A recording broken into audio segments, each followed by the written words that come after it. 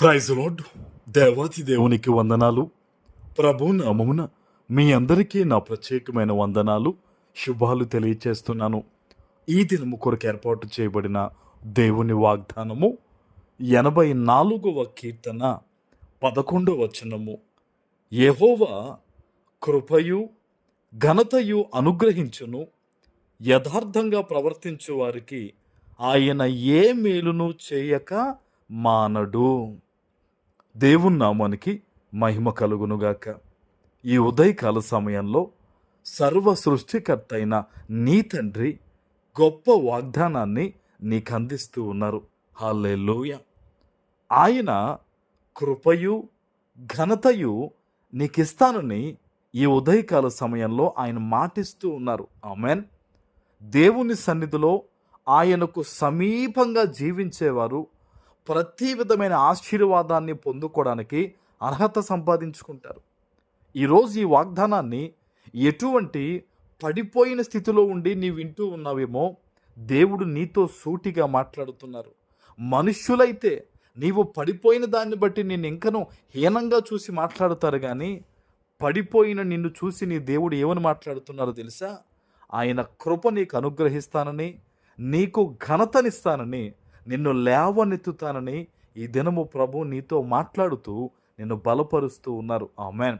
అందుకనే లేఖనంలో ప్రభు చెప్తున్నారు చూడండి, యథార్థంగా ప్రవర్తించే వారికి ఆయన ఏ మేలు కూడా చేయకుండా ఉండలేరంట. ఆమెన్.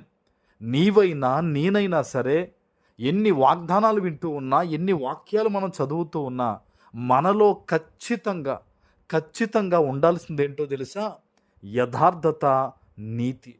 ఈరోజు ఎక్కడ నుంచి నువ్వు ఈ మాట వింటున్నా సరే, నీలో యథార్థత ఉన్నప్పుడు, నీలో నీతి ఉన్నప్పుడు తప్పక దేవుడు నీకు మేలు చేస్తాడు.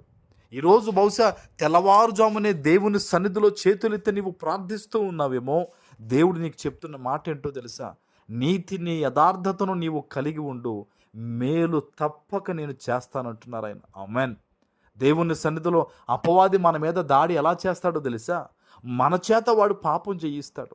మన చేతే వాడు దేవునికి విరుద్ధమైన కార్యాలు చేయించి మనలో ఉన్న పరిశుద్ధతను వాడు దూరం చేయాలని చూస్తూ ఉంటాడు.